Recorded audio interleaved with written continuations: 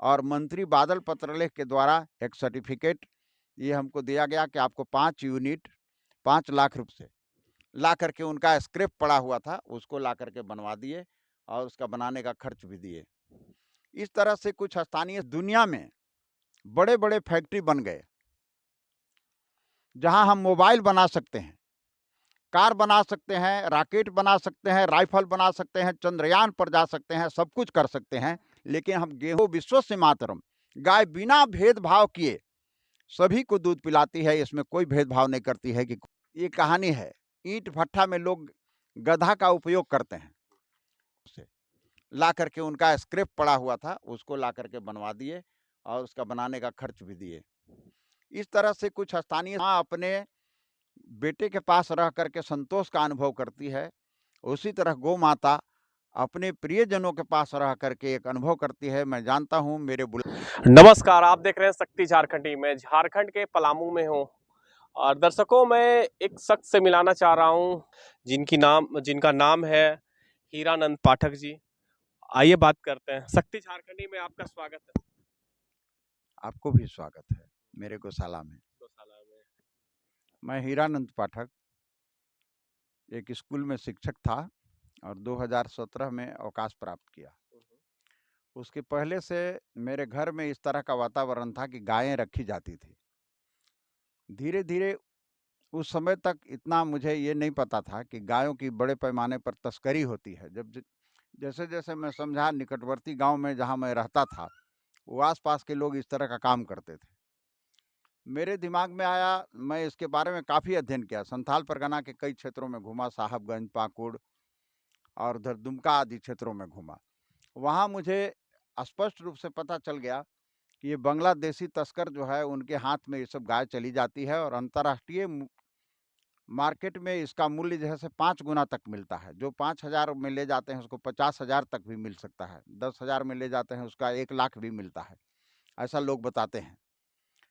तो हम सोचे कि इसको अवकाश प्राप्ति के बाद अन्य शिक्षकों की तरह मैंने कुछ नहीं सोचा। मैंने सोचा कि मैं गाय रक्षा के क्षेत्र में लगूंगा और इसलिए हम अधिकांश जो भी हमारे पास पैसा मिला था, कुछ मित्रों का सहयोग मिला था, उससे मैं गौशाला के लिए गौशाला की स्थापना करके उसका नाम रखा पारंपरिक गो विज्ञान अनुसंधान केंद्र।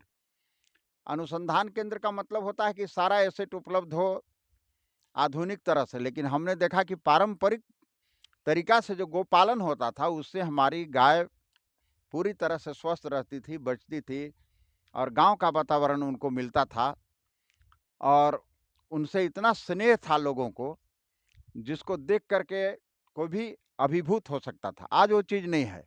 आज हम लोग गोपालन को कॉमर्शियल तरीका से लेते हैं और गाय जब दूध देना बंद कर देती है और उसके बाद उसको कसाई के पास जैन के प्रकार न ये वाला भेज देते हैं।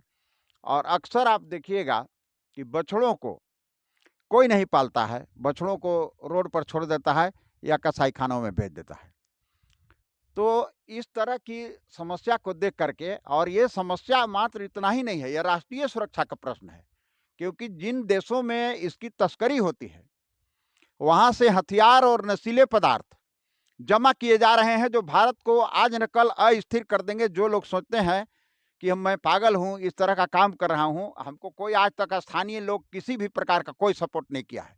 ये आसपास डाल्टनगंज के एक आध आदमी भले कभी कर दिया, उसमें भी ऐसे नहीं, वो आ करके यहाँ से गोबर वगैरह खरीद लेते हैं और बाकी तो बहुत लोग जो है से झूठ बोल करके गोबर भी ले गए और उसको वापस नहीं किए, पैसा नहीं पहुंचाए। इस तरह से जूझते हुए और मैं गाय रक्षा के क्षेत्र में लगा और जितना हमसे बन पड़ता है, सरकार द्वारा भी गाय कभी पकड़ी जाती है या बैल पकड़े जाते हैं तो इसको थाना के द्वारा हमको दे दिया जाता है, उनको भी मैं रखता हूं। हमारे 5 लोग हैं,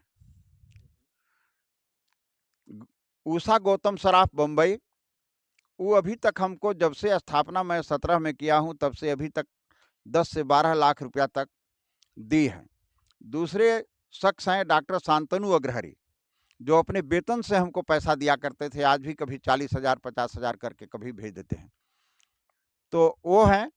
और तीसरा आरपी शर्मा, राजेंद्र प्रसाद शर्मा, उन्होंने हमको बीच में बहुत सपोर्ट किया जब वो हिंडाल्को में थे।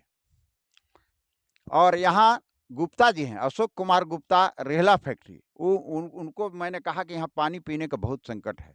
मैं टैंकर से भर के गाय को पानी पिलाता था। वहाँ उन्होंने आकर के एक डीप बोर करवा दिया।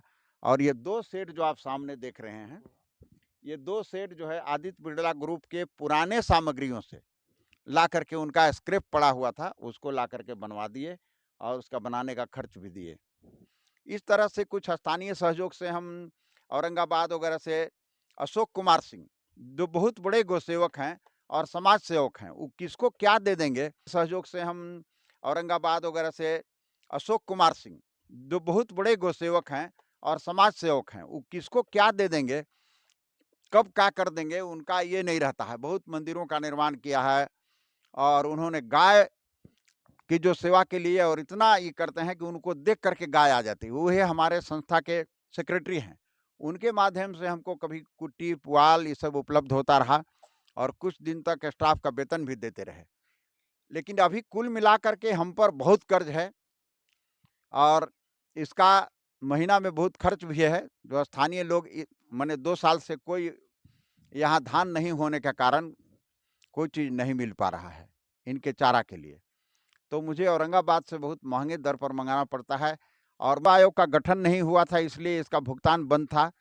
अभी गौ सेवा का गठन, आयोग का गठन हुआ है, हो सकता है इसका भुगतान करें या नहीं करें, ये नहीं पता है। लेकिन अभी तक सरकार के द्वारा इसमें नहीं मिला है हमको कुछ। अभी गोधन न्याय योजना एक झारखंड सरकार का चला है।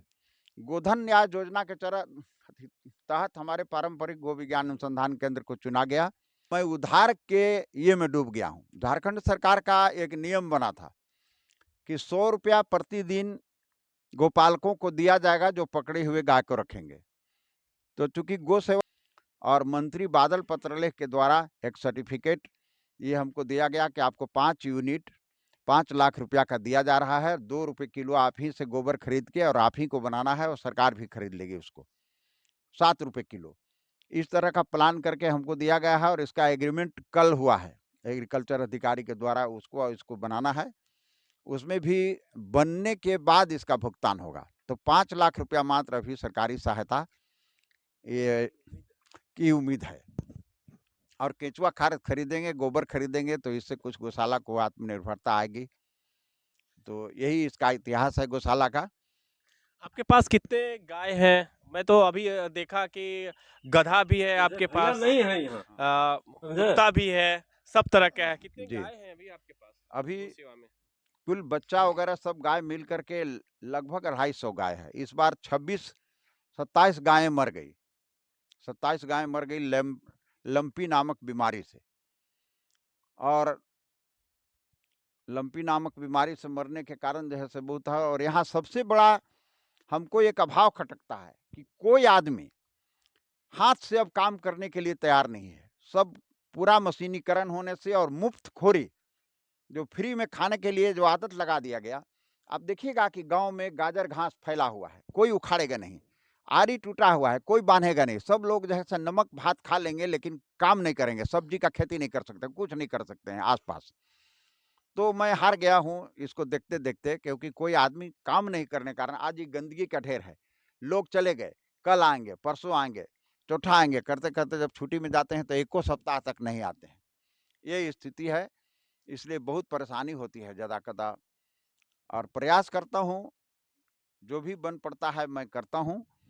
और मुझे इतना ही संतोष है कि गौ माता जिस प्रकार माँ अपने बेटे के पास रह करके संतोष का अनुभव करती है, उसी तरह गौ माता अपने प्रियजनों के पास रह करके एक अनुभव करती है। मैं जानता हूँ मेरे बुलाने से कोई गौ माता आ जाती है, भले उसको आधा पेट ही भोजन मिले, उसका बेटा ही जब अभाव में रह रहा है, तो जिस तरह से भी उपलब्ध होता है, मैं कर्ज लेके अभी तक गौशाला को चलाता हूँ बीच बीच में।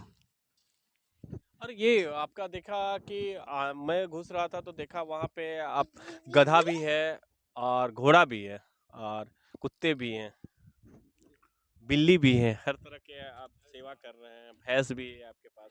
गधे की ये कहानी है। ईंट भट्ठा में लोग गधा का उपयोग करते हैं और गधा जब बूढ़ा हो जाता है या उसको कोई घाव हो जाता है या कुछ हो जाता है तो उसको बाहर निकाल करके छोड़ देते हैं। तो शहरों से भटकते हुए दो गदहियां जो हैं से आ गई, एक गधा एक गधी नहीं, दो गदहियां। और उसके बाद एक गर्भिणी थी उसमें से, यहाँ आकर के वह बच्चा दी। दूसरा एक और गधा हमारे पास भटक के आ गया, वो भी बहुत कमजोर हो गया था, तो उसको भी लाए। वो फिर जैसे बार बार भाग जाता था, इस बार फिर कहीं वो भाग गया। तो उसी सब के बच्चे आज मेरे पास मिल करके 6 हो गए हैं। और 2 घोड़ा थे मेरे पास। जब बाबूलाल मरांडी जी यहाँ पूर्व मुख्यमंत्री, प्रथम मुख्यमंत्री झारखंड जब आए थे, उस समय ये हमारे घोड़े से बहुत ये किए, खेले घूमे। और गौशाला को देखे, उन्होंने भी ये किया कि हम इसको सपोर्ट करेंगे। लेकिन कहीं से कोई अभी तक ये नहीं हुआ, ना कोई सरकारी योजना से, न ही स्थानीय विधायक वगैरह से किसी भी प्रकार का कोई सहायता अभी तक नहीं मिली। सब लोग आ चुके हैं, यहाँ आते रहते हैं। और पहले भी उप विकास आयुक्त, उपायुक्त डॉक्टर शांतनु अग्रहरी जब थे, तो वो परम गोभक्त थे। उनको ये सब शौक था, अपने हाथ से घास का बंडल उठा करके गाय को खिलाते थे। और वो अभी नहीं है, गृह मंत्रालय में चले गए हैं। तो यहाँ कमिश्नर थे जेपी लकड़ा। जेपी लकड़ा यहाँ कभी कभी आए हैं। जेपी लकड़ा यहाँ आए हैं और आकर के हमारा पहले जो गांव में चलता था उसको देखे हैं, मेरे घर में गए हैं। मुख्तियार सिंह जो मुख्य सचिव से रिटायर किए, वो यहाँ पर आए हुए हैं। Doctor AK Mishra, Ajay Kumar Mishra IFS, वो भी आते रहते हैं बीच में यहाँ कभी, उनका भी आशीर्वाद प्राप्त होता है। स्थानीय अधिकारियों में यहाँ DTO साहब अमित कुमार जो भी लेबर वेलफेयर में हैं, तो वो भी आते रहते हैं, लेबर विभाग में हैं, वो आते रहते हैं, कभी कभी आते हैं पलामू तो दौरा में। इस तरह से कुछ लोगों का हमको सपोर्ट मिलता है। फिर भी मैं ये परेशानी में हूँ। और इसके लिए अभी हम एक नया चीज सीख के आए हैं, जैसे गोबर का दीपक। न्यूज के माध्यम से क्या संदेश देना चाह रहे हैं, क्या बोलना चाह रहे हैं आप? मैं आपके न्यूज के माध्यम से लोगों को ये कहना चाहूँगा कि गोबर का हमारा वो जो पारंपरिक गो विज्ञान अनुसंधान केंद्र औरंगाबाद में है, जहाँ हमारे सचिव महोदय का अस्थायी रूप से रहना होता है, वहाँ दीपक वगैरह बनाया जा रहा है, लक्ष्मी गणेश की मूर्ति बनाई जा रही है, वहाँ गोबर का डिस्टेम्पर भी बनाया जा रहा है।